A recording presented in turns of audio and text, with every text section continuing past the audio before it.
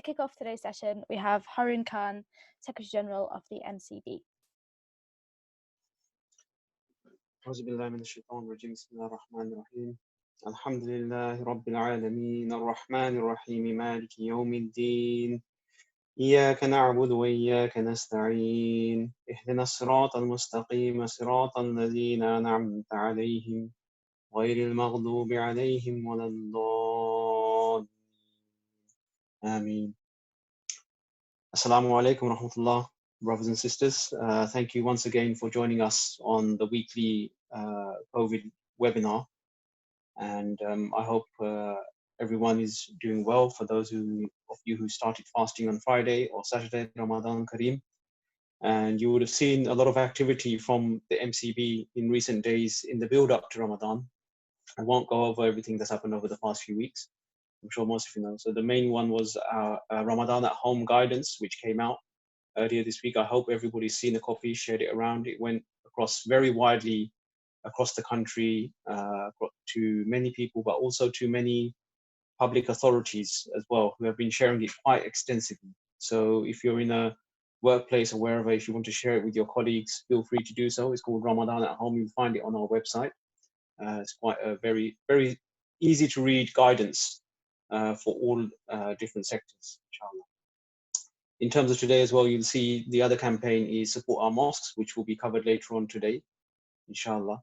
And some of you may have seen in the news, there's some concerns about the appointment of Troy Phillips to the Public Health inquiry into Black and minority ethnic deaths. So that's another area which we've been focusing on to make sure that the work that's carried out and to address the concerns of our community is done in the right way. So again, this is another area where MCB has again engaged again, trying to make sure that it's done in the right way.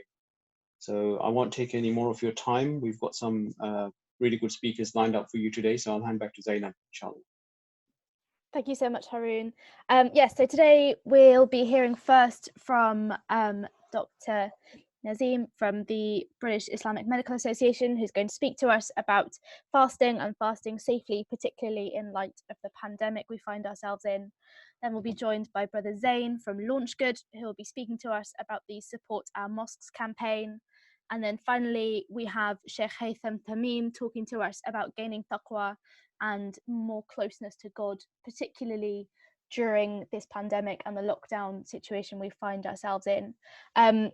Each of our panelists will be taking questions, so if you could all please submit any questions via the chat facility in Zoom, and then these questions can be relayed to each of our speakers. We'll kick off today with Dr. Nazim from the British Islamic Medical Association. So my name's Assalamu alaikum. My name is Dr. Nazim, and I am one of the consultants from Glasgow, from the Queen Elizabeth University Hospital in diabetes endocrinology and general medicine. I'm an honorary clinical senior lecturer at the University of Glasgow. And importantly, from the Ramadan guidance perspective, I am one of the two main co-authors for the Bima Ramadan guidance. This comes on the back of the fact that I have published several papers now, alhamdulillah, in relation to Ramadan and fasting for Muslims, and largely diabetes, but also done some stuff on general Islamic medical ethics as well. So I was involved from the kind of oversight of this document, where we wanted to bring a form of guidance which not just incorporates, say, a common condition like diabetes, which affects our community, but other medical conditions as well, be it conditions that affect the chest, the neurological system, the cardiovascular system, and have some kind of guidance in place where healthcare professionals, so other doctors or specialists, are able to access this document and help make this guide patients in making decisions when it comes to their health in terms of fasting Ramadan or not. Now, often what is the case is that patients are not sure what to do, or they may wish to fast, and they go and see their doctor. The doctor may or may not be Muslim in the first place, so they might not fully appreciate what fasting entails. And importantly, they may not necessarily appreciate the condition at hand, because if they're going to see their general practitioner, their GP will certainly be familiar with their health, but not know the specifics of the individual problems, that medical problems they may have. So the idea with this document is that we've got guidance on what to do with patients who have chronic medical conditions such as diabetes, high blood pressure, angina, or who get recurrent chest pain, asthma, and the like. And we've used a risk stratification table to help our patients be guided by healthcare professionals. I've just brought this up on the screen here. It's called the risk table and recommendation summary.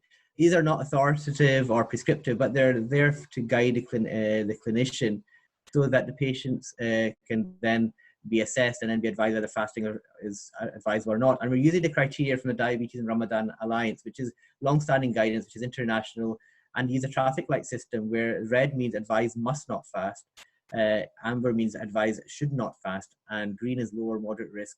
And the decision to fast is based on the kind of discretion of the clinician, but also factoring things such as previous experience of fasting, their general health, age, etc. And even with each of these categories, they're not compelling, but it helps guide and start the discussion. So somebody might be in a very high risk group, might be adamant on fasting, and fasting isn't safe for them. That'll be very explicitly made very explicit to them, but there may be scope to at least help them fast. Equally, somebody might ordinarily be in a high risk category, but because of previous experience of fasting and having previous preparation, then fasting for them may actually be okay. So these conditions, I'll scroll through to give an idea of the extensiveness of this document: different respiratory conditions, cardiovascular conditions, chronic kidney disease, gastrointestinal system, neurological disease, diabetes, adrenal disease, the glands that produce steroids that sit above the kidneys, blood disorders, both benign as well as cancerous ones, cancer in general, rheumatological disease, obesity, pregnancy, organ transplantation, and even mental health. So it's pretty comprehensive. It doesn't include every single condition. This was prepared and produced over a course of a few weeks.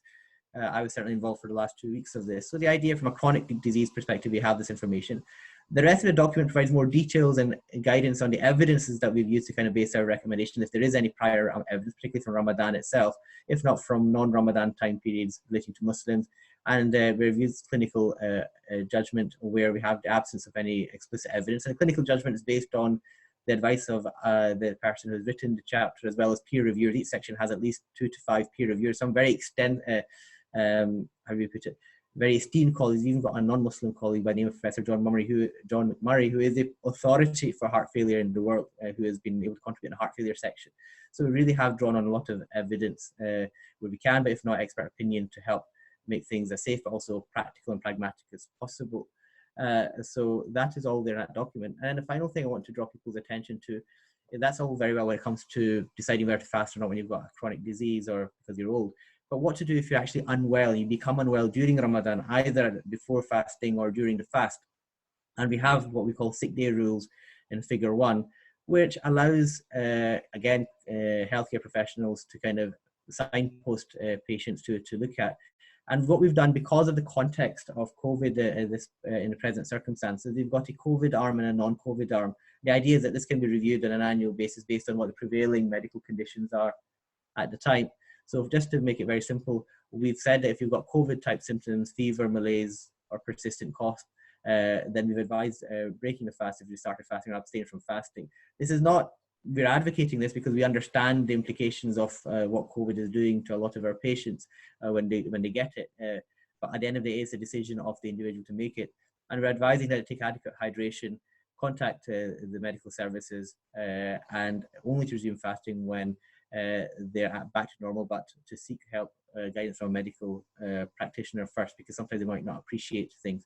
From a non-COVID arm, so if you're not feeling well, just like if, say for example, you've got an infection on the skin, or you've been having diarrhea or vomiting, again, we're using really kind of guidance we have from fiqh in terms of using the kind of criteria that's usually outlined in it, in that if somebody has an illness which will, through fasting, get illness will get worse, or the recovery is going to be delayed from fasting, or there's as a substantial fear from that, particularly if I'm a healthcare professional advised, then they'd have legitimate reason to break the fast from a Sharia perspective. So this guidance is there to really guide people in terms of the backdrop to their health, but as well as in relation to the acute side of things if you become unwell during Ramadan.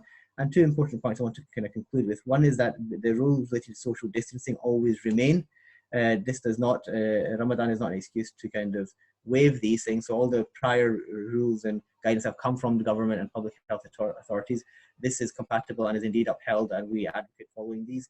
And secondly, as well, when it comes to the kind of medical symptoms, this is an evolving matter. So things have been updated, particularly from the NHS website in terms of specific symptoms. Then we would be working in tandem with this, and we'd update our guidance in accordance with this. We are not there to kind of be at odds with them.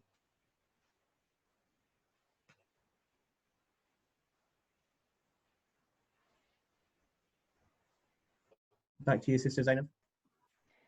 Thank you so much for that. It was very extensive. I have one question to get us kick-started. It's not necessarily Ramadan related, but more generally regarding the pandemic we find ourselves in. Speaking to lots of professionals and healthcare professionals, they've found that many individuals who might find themselves to be unwell, but not necessarily COVID, are reluctant to speak to their doctors or try and get a doctor's appointment because they, number one, don't want to take up precious time in the NHS, and number two, are worried about visiting clinical facilities and then potentially contracting COVID. Would you have any guidance or advice to offer on that? Yes, so the advice from and very much the message from the NHS is that we are very much open for business. If you have concerns about your health, we are still there. Yes, there has been redirection of resources, particularly in terms of dealing with emergencies relating to COVID and the screening of COVID, but we are stabilizing in relation to that. There's been a lot of extra manpower added to the NHS, so we advise, we advocate, and we indeed oblige people to seek medical advice. This is why we prepared this document, because this document can be accessed by a healthcare professional. You can have a virtual consultation either through telephone or whether it's a Zoom type call, and you can have that discussion. They can access your records. You can have a conversation on the matter. So there's definitely a scope facility to do so. You won't contract COVID by seeing your GP because you don't necessarily need to see your GP in person. And equally, if social distancing rules are observed, there's nothing wrong with, again, having a discussion in person, particularly if blood tests need to be done or prescriptions need to be written or whatever it may be. The most important thing that we advise is that if people have any concerns about their health, they seek medical advice so they know the right thing to do. And if after getting the medical advice, they have any reservation of either deferring the fast to later on, or being advised to break the fast if they become unwell, or if indeed fasting is not applicable to, appropriate for them because of their general health, and fidya is a more appropriate thing, to seek further discussion with the religious authority, going with information that has been provided by their doctor if they require a bit more further reassurance or understanding or clarification. Thank you so much. I've got a couple more questions. What dietary advice can you give for this Ramadan to help with fasting and also our respiratory health? So I think the most important thing, general advice that is out there throughout the World Wide Web, very robust advice that has been consistent over the years, does not get suspended or get replaced with anything that is there this time. And what we are saying is, during the period of between Maghrib and Fajr, to hydrate oneself adequately and appropriately and in a sensible manner, so that they are prepared for Ramadan. What the important thing is that you don't kind of drink the bare minimum you need just to ensure that you won't feel thirsty or whatever. Understand that the days are a bit warmer at the moment. It will take our body a few days from a physiological perspective to get used to the demands from that alone. So drink more fluid is probably the most important bit of advice we can give.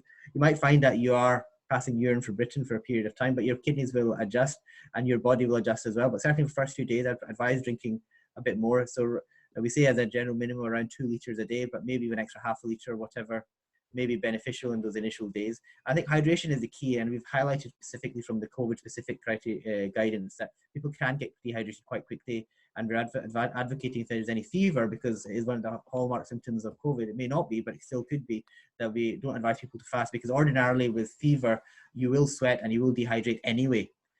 So there is legitimate reason regardless of COVID when it comes to fever and fasting. Thank you. And another question we've had is, will the COVID-19 test break my fast if I get offered to take it? From what I gather, it's a dry swab test, so in and of itself, no, it shouldn't. Even if it were to make somebody gag or even vomit a bit, the vomiting in itself, as you know, would not be something that would invalidate the fast unless one were to swallow a mouthful or more of their own vomit. So I think it should be fine. I think, again, if somebody's getting a swab for COVID, I don't think they should really be fasting, because you're not going to be screened unless there's a good reason to be screened. The only caveat to be that maybe if you're a relatively healthy worker who perhaps is affected, but again, I think 9 times out of 10, if you're being screened, you probably shouldn't be fasting in the first place. Thank you, of course. And we've had another question asking about the benefit or perceived benefit to wearing masks and face coverings. And I appreciate that this is sort of being discussed by public health and by medical professionals. But in your advice, would there be any benefit to wearing face masks? I'd say unless you're in a particular environment or your job is such that it necessitates you to wear it, I think at this point in time, although there has been usage of voluntary wearing of masks in public or in mass usage of masks in some countries, at this point in time in the UK, it has not been advised to wear a mask. If people choose to do so, which is their personal choice, but the general advice is that you're advised not to wear a mask. The other thing with wearing a mask is not everybody's accustomed to wearing a mask. It might make them feel a bit kind of claustrophobic, might make them feel a bit funny or unusual, might actually dry their mouth out and therefore give them a sensation of thirst even though they're not dehydrated, and may make the fast very difficult. So my advice is go by whatever advice has been given by government and by the public health authorities, whichever part of the UK you're in, and inshallah that's probably the best and most safest advice to follow. Thank you, that's really helpful. And another question we have is, what advice can you give to the elderly who shouldn't be fasting because of their age and condition, but may still want to fast at this time? Again, fasting is the responsibility of the individual concerned who is fasting, and there's plenty of scholars and imams and shaykh have elaborated on this. But I take a very pragmatic approach from a medical perspective. I have studied Sharia myself, alhamdulillah, for a good 8 or 9 years. I'm fully acquainted with things in terms of the kind of balance between things. It's an individual choice, but I always remind people the purpose of Ramadan isn't necessarily to fast. The purpose, as you know, is that in Taqwa. Taqwa means adhering to that which pleases Allah subhanahu wa ta'ala and abstaining from that which displeases Allah subhanahu wa ta'ala. It's explicitly mentioned in the Quran, if it's especially there from the Sunnah and from the examples of those who have been our scholars of our time. Allah is not in need for us to put ourselves in difficulty or to become a hard man or a hard woman in this circumstance. He wants us to submit to the circumstances that He Himself has created, to see whether we are there to doing things to please Him or whether we're there to satisfy our own kind of internal feeling. Yes, it's good that we should feel well about ourselves. We should understand who ultimately we're fasting for. We're fasting for Allah subhanahu wa ta'ala. So therefore, if there's a clear reason from the Sharia that a person should be abstaining from fasting, then who or what are we fasting for? There's no need for it. If you simply put yourself in difficulty and then put yourself at risk where you either become unwell, such that you either need admission to hospital or you need to seek help from a doctor, or you worry your loved ones, then that's not very responsible behavior. Part of fasting is to be responsible that you don't cause difficulty or grief to other people as well. And we know that the Mufti of Egypt has given fatwa on this, saying that it would actually be makruh to fast when there's actually no need to fast because of the aforementioned reasons. Thank you so much. And I think my final question to you would be, are you able to reiterate where people can find any resources or guidance published by BIMA and how people can stay in touch? Yeah, so the BIMA website itself has the online resource on the website. There's also a link to the South Asian Health Foundation, which actually signposts the MCB as well. Diabetes UK has stuff, and indeed a lot of the kind of societies and bodies for different systems, for example, the British Gastrointestinal Society, the British Thoracic Society, they have, wherever possible, signposted to the guidance as well. So I think the simplest thing would be to Google either BIMA Ramadan guidance or MCB Ramadan and fasting and health guidance, and you should be able to access these links. Certainly, you should have direct access to the link that we have for BIMA, so you can certainly share that. So we're trying to cross-share all the links on different platforms as possible through different outlets, whether it's WhatsApp, Twitter, Facebook, so that people can access things. Lots of people will have either friends will have access to these links as well. And hope is that as the various guidances become more established and become more familiar, more and more people will share it. And I know that we are trying to get things on the kind of more generalized NHS websites as well. Thank you so much. And I believe that BIMA have a special email address for any questions or queries, which I believe is ramadan@britishima.org. Yes. As we mentioned, the MCB has a host of resources for Ramadan, which are available all on our website, which is mcb.org.uk/Ramadan. We'll now be hearing from Brother Zain Mia, who's from LaunchGood, about the Support Our Mosques campaign this year.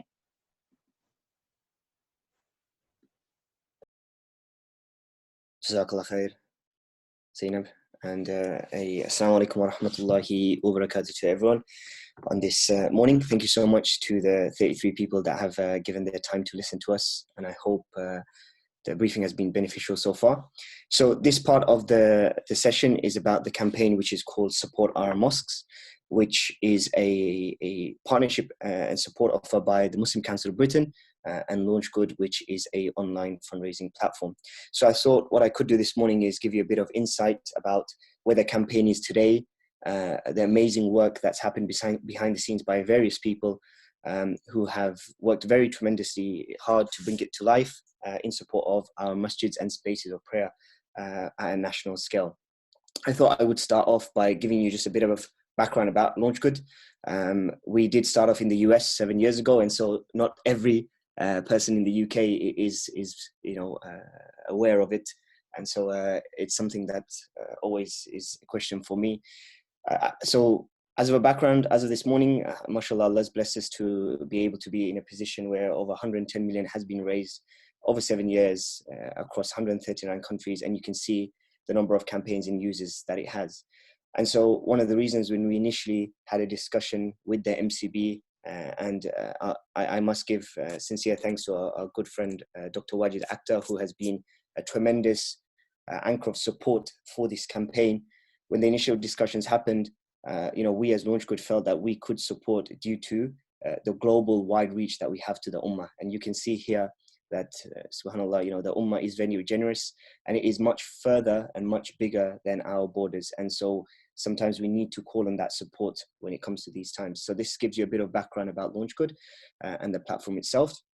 So I thought the next part that would be helpful is to give you just the sheer speed at which, mashallah, this campaign came to life.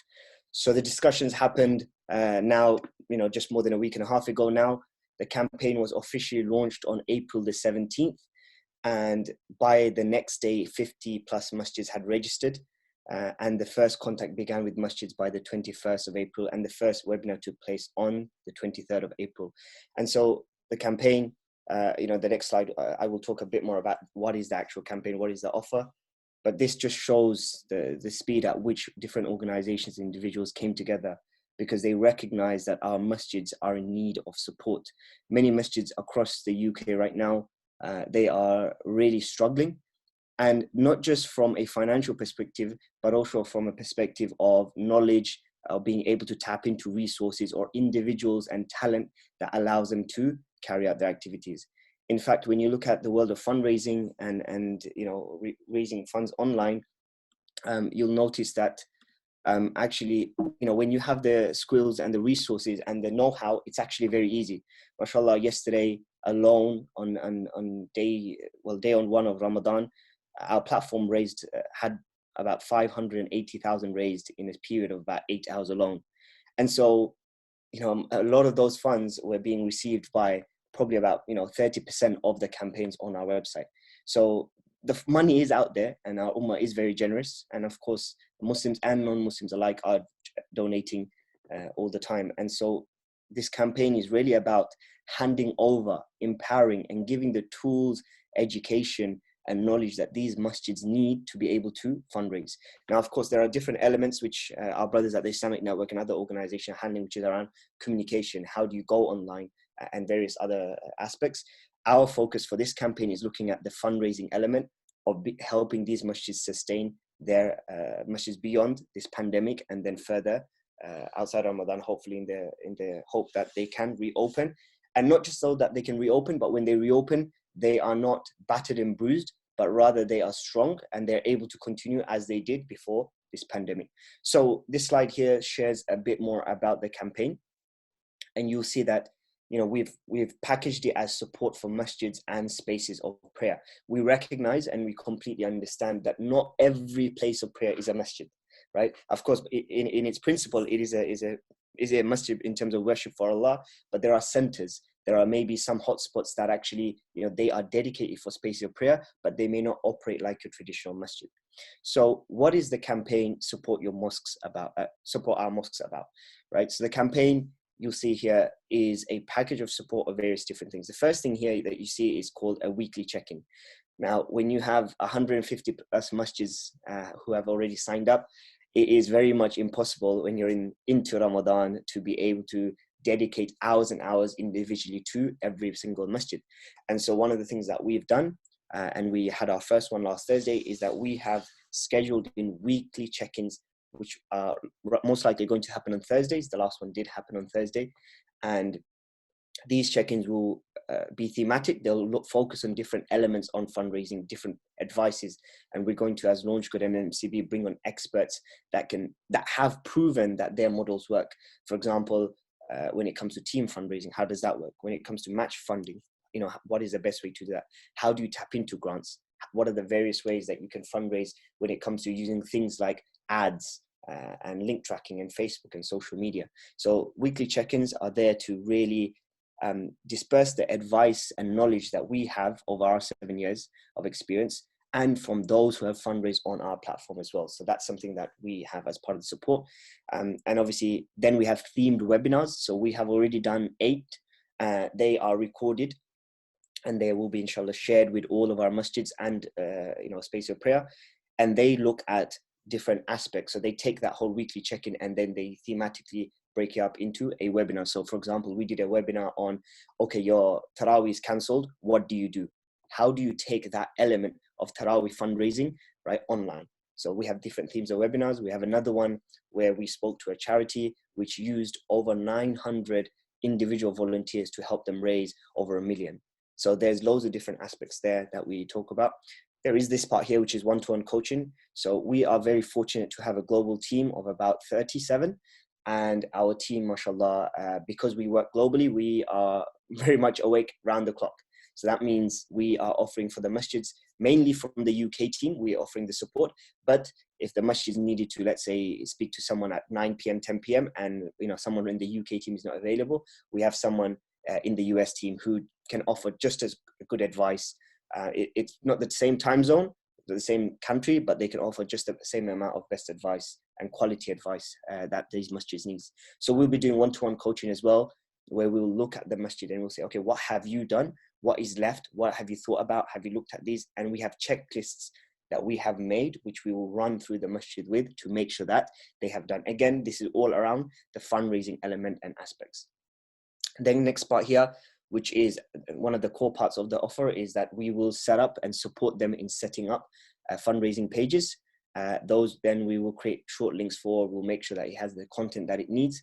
MashaAllah, I was really surprised, and not surprised, but I was really glad and happy, because when we first launched this campaign, we were really worried that the masjids won't have the capacity or the time to go and change their pages and really beef it up and make it look amazing. I was proven wrong, and mashallah, within very short time, we saw many of the masjids go online, log in, start adding their own images, editing the text, and really making it the page their own. So I'm really happy that that happened, which is really important.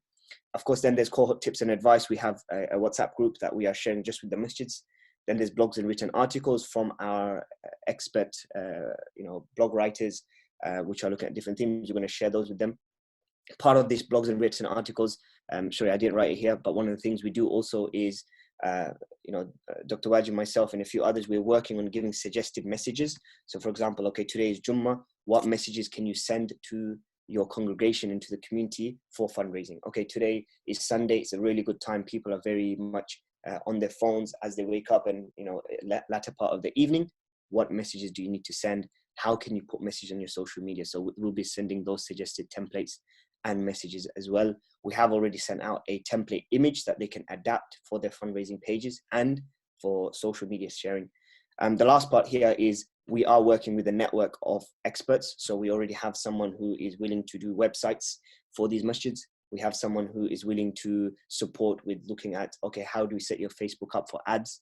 So we'll be referring to experts as and when we need as well. So that looks at the whole package of support. When we looked at this campaign with the MCB and the different bodies, we really wanted to make something that's wholesome and that's not just a gimmick. Like, you know, we didn't want to create something that's, oh, by the way, it's our current offer and we're just going to package it as like we're supporting. That's not what this is about. This is about providing real support, which is tailored to these masjids and can really help them fundraise their necessary costs that they need. This just, next slide here, just gives you where we are today. So mashallah, after a week and a half, we are up to 150 plus masjids. The exact figure, when I checked this morning, is close to about 165. It is a national campaign, and it's beautiful to see that masjids from all the way from Hull, York, Bristol, all the way to, you know, of course, within London, Wales and Scotland have all signed up. And so, you know, it's really admirable to see that they're all coming forward and they are coming for the help. One of the things that we are trying to say to masjids is, look, this campaign is called Support Our Mosques. These are our masjids, and the ummah is here to support them and will support them. But they must come forward and ask for that support. If they don't come forward and say, look, we need your help, it's very difficult for us to reach out to them. You know, subhanAllah, there's so many hundreds of masjids in the UK. So it was really great for them to see that they came forward and said, look, we need that help. And then you can see here at the bottom, we are working with different partners, which are not doing the fundraising, but what they are doing is they are promoting the campaign itself. So by effect, they are letting masjids know, their masjids know that, look, there is support available, you should come forward, and they're connecting us up. The MCB did a great job of connected several masjids up to us, Saudi Islamic Relief, Charity Week, and a few others there as well. And these organizations are promoting the campaign, saying to donors, look, you should support, you should get behind your masjid. And they're also saying to masjids, look, you should you know, support the campaign and go and get support from this campaign and get the help that you need. So this is just a screenshot from the page, which was yesterday. So majority of the masjids have just started. We had, because as you can see, there's 80 campaigns live. So of the 165, 80 of them have already gone live. It may seem like, actually, you know, obviously, because it's half, but in my 4 years of experience in this online fundraising world, that's a very quick turnaround. Subhanallah, you know, I'm really happy with that. And you can see that together, there's already been 7,200 raised. That's across all the campaigns. So on the next page, I'll show you. So sorry, I'll just go back here. So you'll see here that actually masjids can come and easily start their own page, or they can give directly to the universal appeal, which I will talk about very shortly. So this just gives you a snapshot of the masjids. So you can see, you know, one of the advices that our dear Dr. Wajid also gave was around how, you know, it's very important to show the insides of the masjid. It may seem like, you know, when you glance over these pages, it may seem like something that's so insignificant, but actually it's not. You know, just when you look at the inside of these masjids and you see them, you know, you almost feel connected to that masjid. And actually we see that is one of the reasons why more people give. So you'll see here, these are some of the masjids that have already started fundraising. And, you know, the amounts may seem very small, but actually, you know, within few days, and for some of these masjids, it's the first time they're ever doing this. I'm really pleased with the way that it's gone. And I genuinely believe that during the course of Ramadan, these numbers will increase, and inshallah, it will help them raise the funds that they need. How are we getting them to choose their targets? One of the ways we ask them to choose the targets, of course, they can choose any of their own targets, but we are suggesting that they take their running costs and they multiply that by 3 or 4 months. And then they say to the congregation that, look, our running costs are 1,000 a month, and we want to make sure that we sustain for 3 months. So our cost is 3,000-4,000. We aren't suggesting masjids to go for 100, 200K target, because, you know, we don't feel that the ummah will respond as much, because it doesn't seem like a responsive effort, a proactive effort. It seems like just, you know, a responsive one where they're just trying to raise funds for the masjid outside of this pandemic. So that gives you an overview of some of the masjids. Of course, as you go down, you can see there's 80. I couldn't fit everything on there, but all the masjids are there. I will share the link with you very shortly where you can learn more about how you can access these pages. Okay, so, you know, this campaign, you know, that's been put together can only work with the support of yourselves and many others. So their website is www.supportourmosques.com. If you are part of a masjid, so here I've added some call to actions, which is the ways that I believe that we can all come together to support our masjids. And so here are some call to actions. The first thing that we can do is that invite your masjid to take part. This support will only be successful if the masjids come forward. We've already seen 165 come forward, but we know there are so many more who don't even know about this campaign, that are the imams are at home and they're worried and they're stressed out because they don't know how are they going to manage their masjids at this time. The trustees and the boards are very worried about the financial situations. The bills are racking up. They're not quite sure how to make ends meet.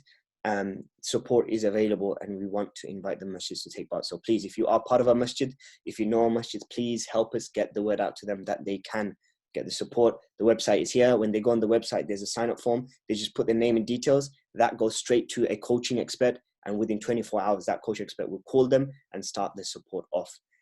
Another thing that you can do is there is a universal appeal. So if I just go back, you'll see here. So we haven't officially pushed out the universal appeal yet. We've done a soft launch, and mashallah, it's already raised £769. This is one that is also supported by, Support Our Mosques and MCB. And essentially what we're going to do is we're going to, for those who are around the world, and we see that the universal appeal will be attractive to people who are maybe abroad, as more than in the UK, but those people can come, go onto this page, launchgood.com/UK mosque, and they can donate any amount, and we can then distribute that to all the masjids. However, the way that we believe that majority of the masjids will be working on this campaign and majority of the donors will be responding to this campaign is that people will go to launchgood.com/support our mosques. They will find their masjid, right? As you can see here, they'll find their masjid and they'll simply donate to it. So they'll be able to go and find, their masjids there, and they'll be able to support any amount.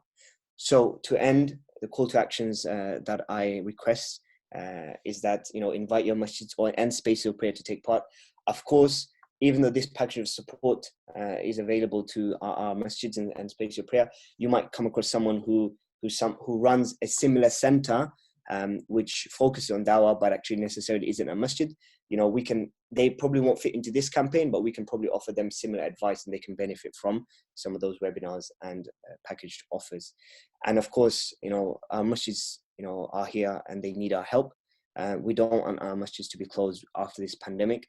And so it's really important that we get behind them, that we give them, there is no benefit in us saying our masjids are slow. There is no benefit in saying, look, they don't, our leaders and trustees don't understand. They do understand. In fact, many of them I've spoken to over the last week, they're very willing. They're saying, look, tell us what you need us to do and we'll do it. And so, we should take that proactive approach, the approach of that, they can do this and they will do this, inshallah, with our support. So Jazakallah khair for listening to me. And if you have any questions, of course, I will drop my email and I'll see if there are any questions on this one. Thank you so much, Zain. We are out of time, but we do have 2 questions that I'd really appreciate if you were able to quickly run through. First question, I'll ask you both at the same time. If a mosque does not have an online presence, how do they get started? And the second question was, what do mosques need to do once their page has been set up? Okay, so the first question was what was that first question? So what if a mosque doesn't have an online presence, how do they get started?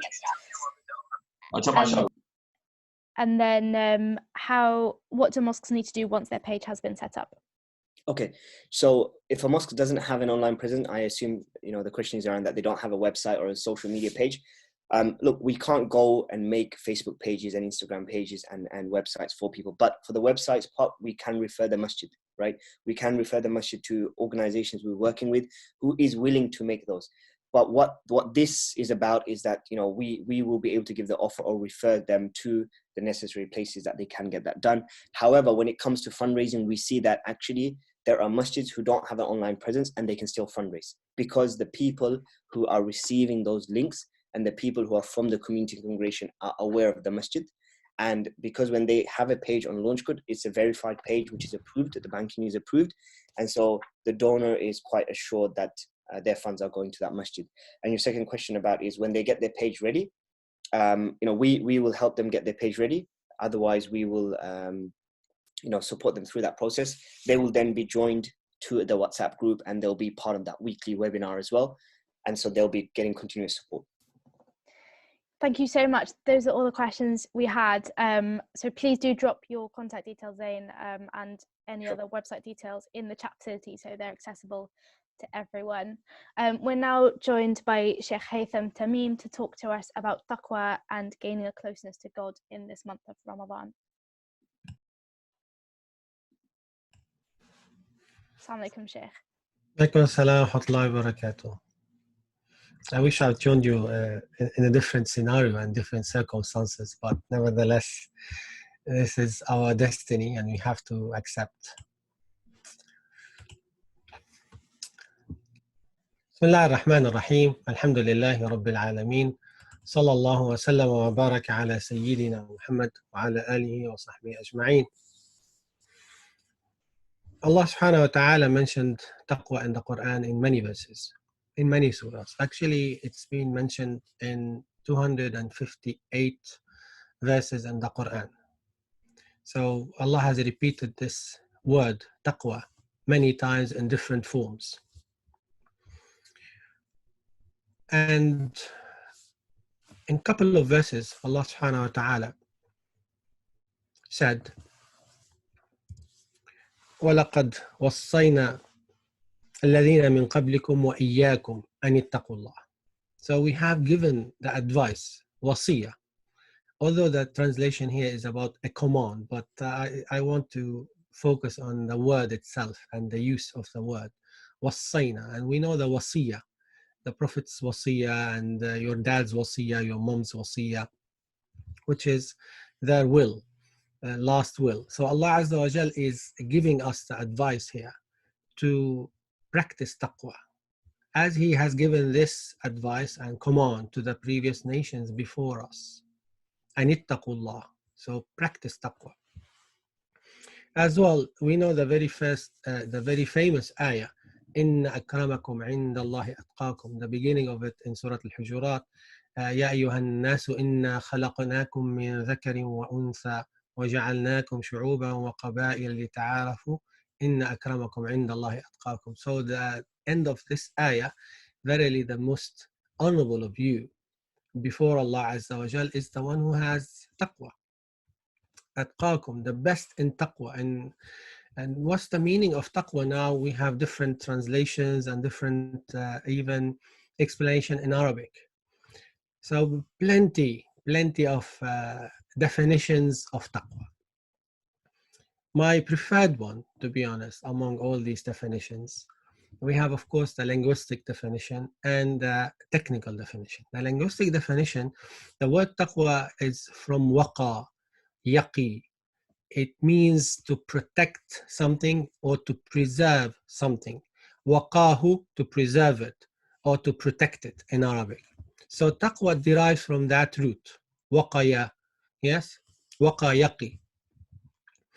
So to protect yourself against Allah's anger, against what displeases Allah subhanahu wa ta'ala, then you will be a person of taqwa. The English translation, it says righteousness or God conscious or piety or these kind of things, which is not very accurate, to be honest. This is why I prefer to keep the Arabic term and then explain it, because there's no one word in English equivalent to taqwa. The common definition, which I came across from top scholars and from our teachers as well, it's فعل المأمورات والترك المنهيات. And definition, technical definition of taqwa is doing the obligations and refraining from prohibitions. This is the definition of taqwa. So a person of taqwa is the one who's doing the obligations, number one, the one who's refraining from prohibitions, number two. Can we replace this long sentence with one word? Yes, we can. It can be the person of obedience. So the one who's doing obligations, refraining from prohibitions, is not a rebellion person. He's a person of obedience. So the obedient person is the person of taqwa, to summarize the meaning of taqwa for us. And there are actually different levels of taqwa. The first level of taqwa, as the scholars mentioned, to protect your faculties from doing haram, i.e., your hand, not to pick anything haram in your hand. your eyes not to look at anything haram with your eyes, your ears not to listen to anything haram, and so on. So to protect your faculties from disobedience to Allah subhanahu wa ta'ala. And level number 2 is to protect your heart. Because again, I'm going with the definition of the linguistics, the protection. To protect your heart from bad thoughts. This is a higher level of taqwa. It's not just the faculties, the limbs which we have to be protected from haram, but as well the heart is the core of our body. As the Prophet ﷺ in the hadith said, "Ala wa inna fil jasadi mudghah." Indeed, in the body there's a morsel of flesh. If it's whole, the body is whole, and if it's diseased, the body is diseased. Truly, it's the heart. So yes, the heart is the core of our body. So to protect the heart against bad ideas, against hatred, rancor, envy, all these classified as the diseases of the hearts.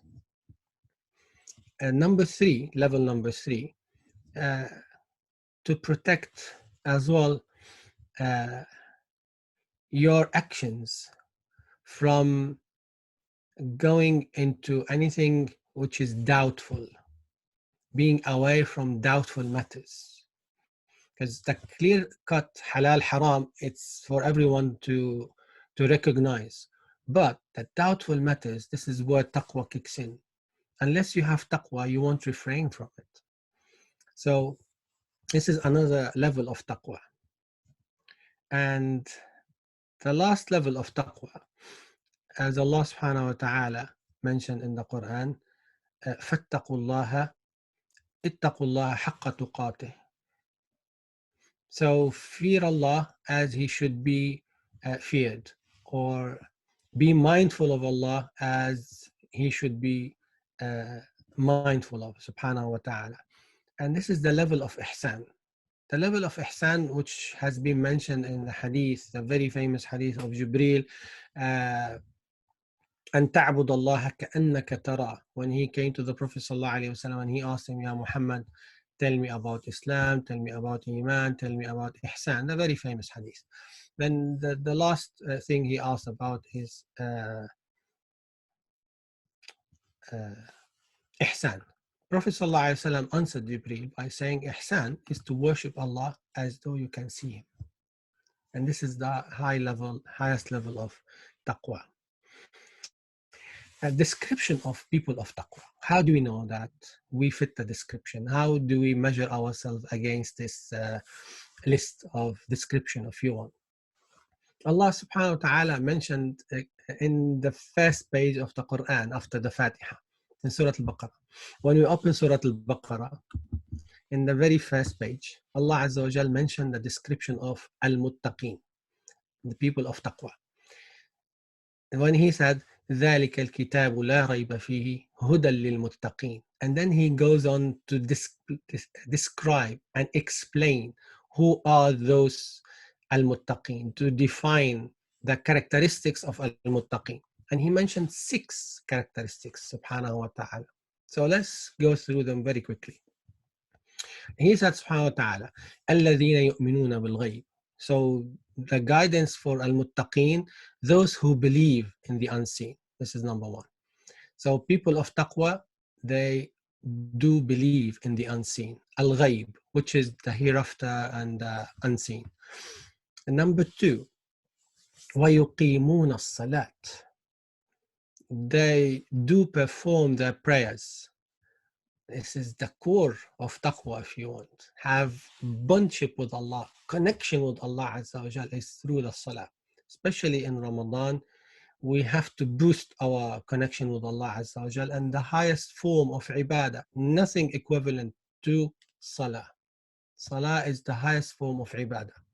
So we have to have a quality salah, not a tick-the-box exercise salah, or the autopilot salah, which we might have sometimes before Ramadan or even sometimes in Ramadan. So we need to boost the quality of our salah, and this is the right time now, inshallah ta'ala, to get our salah right, because this is part and parcel of being a person of taqwa. وَيُقِيمُونَ الصَّلَاةَ. And the word Allah used here, yuqimun. He didn't say yusallun. And there's a difference between the two. Yes, of course. Yuqimin something and yusallun something else.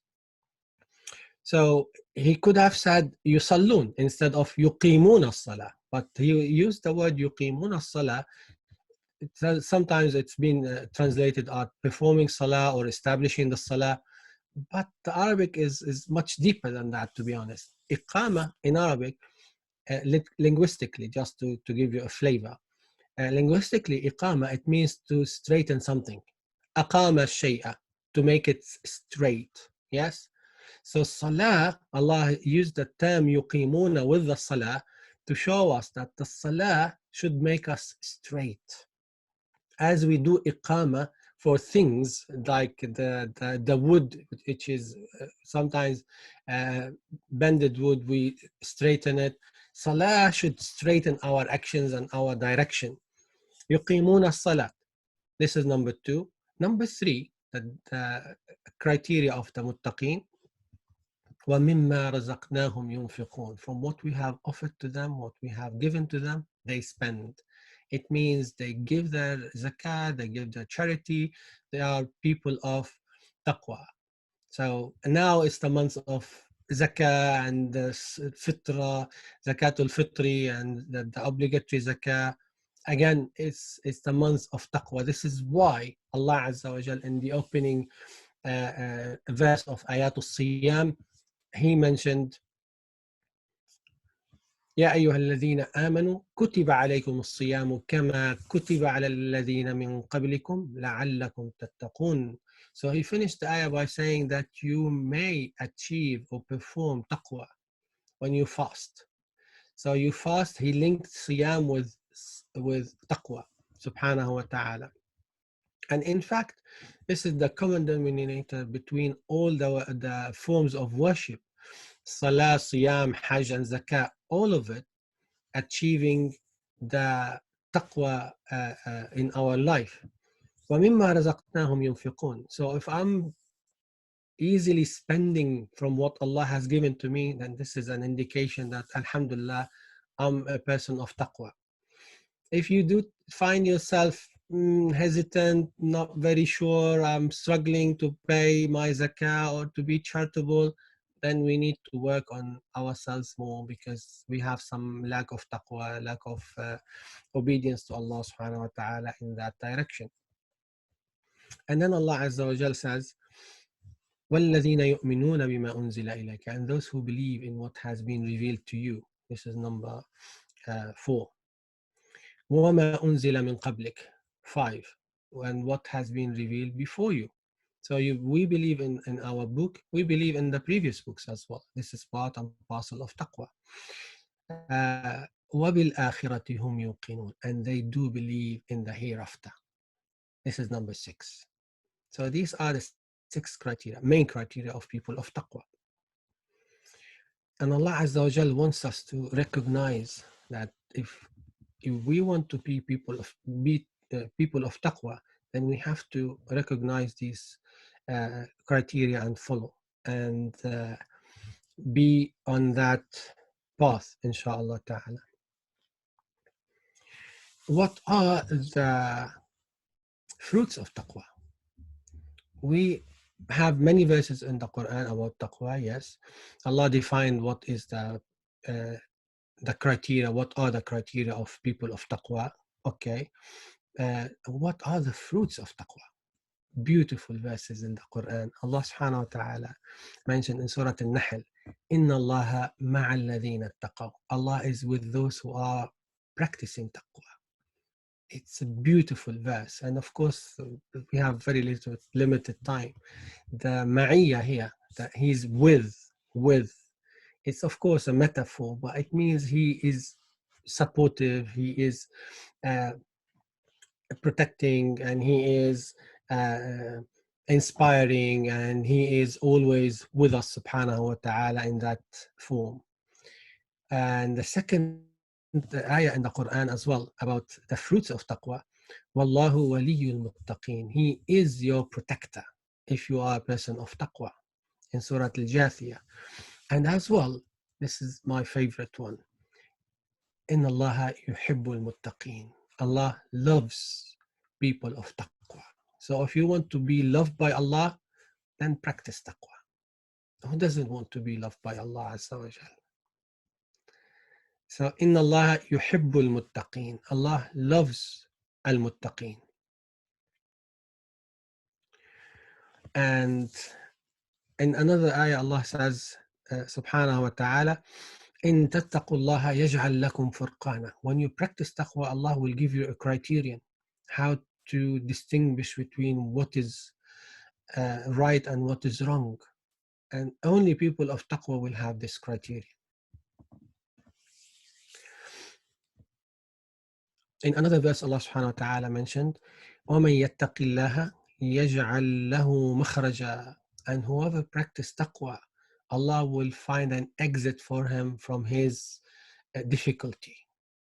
And we have now the difficulties which we are facing. So we need to boost our taqwa more in order to get an exit from this pandemic, inshallah ta'ala. And then he said, وَمَن يَتَّقِ اللَّهَ يَجْعَل لَهُ مِنْ أَمْرِهِ يُسْرًا. And whoever practices taqwa, Allah will ease his affairs. He'll give him ease. So if you want ease to come through, then practice taqwa. Allah will give you ease, inshallah ta'ala.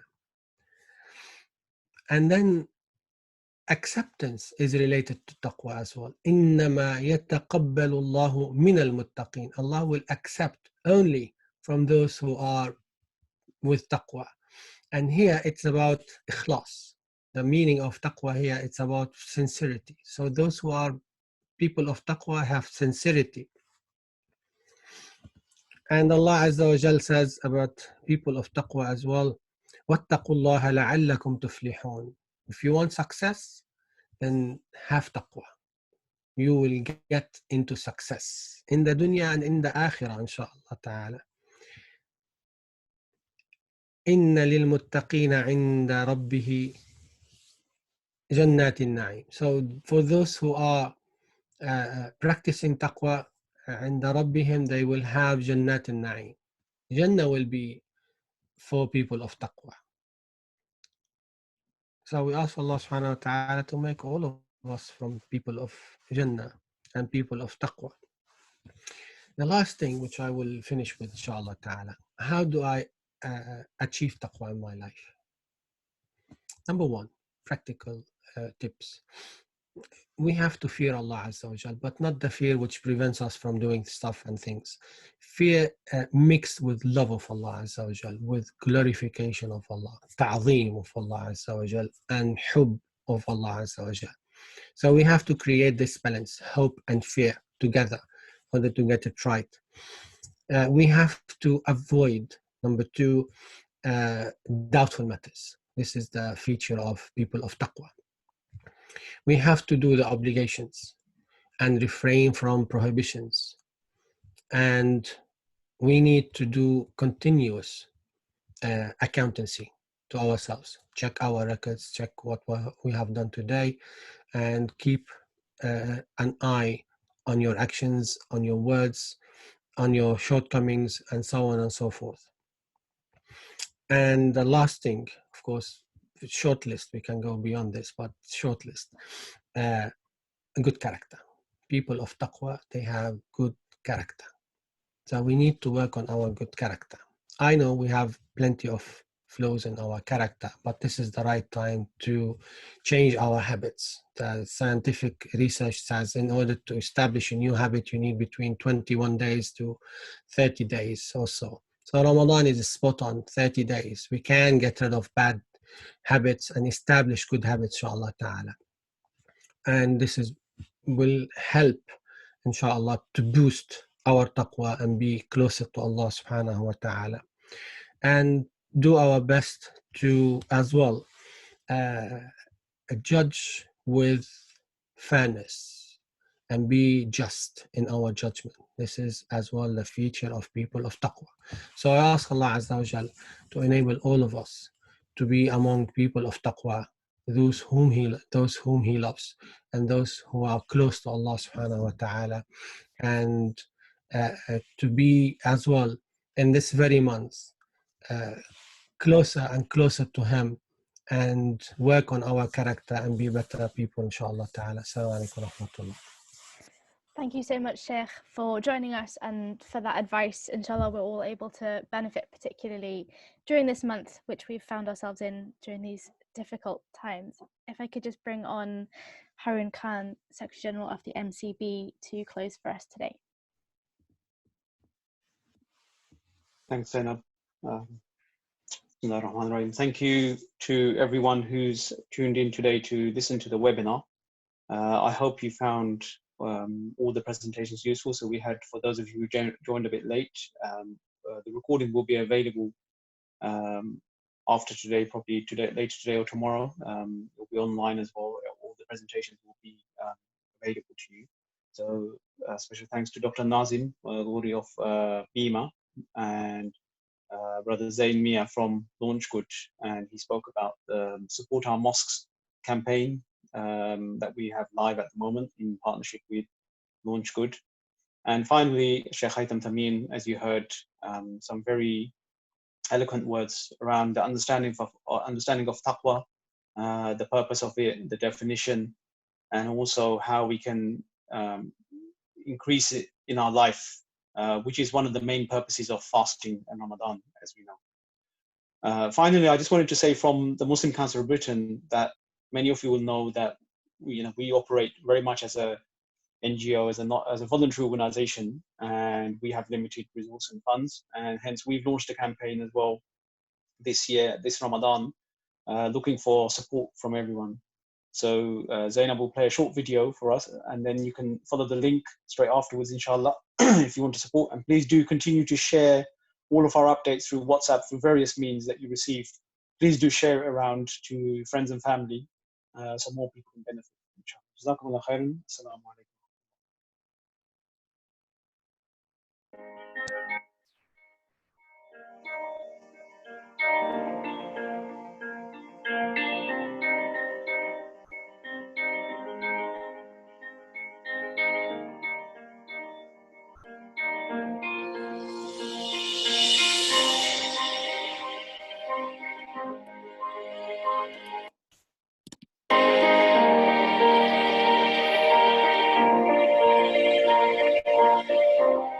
Muslim Council of Britain. And the Muslim Council of Britain has also advised them issued off safeguarding guidelines for Muslim-led organisations and institutions on the 6th of March. By the 16th of March, based upon expert intervention from within our affiliate networks and indeed Public Health England, etc., it became abundantly clear that this was far more serious situation than perhaps many.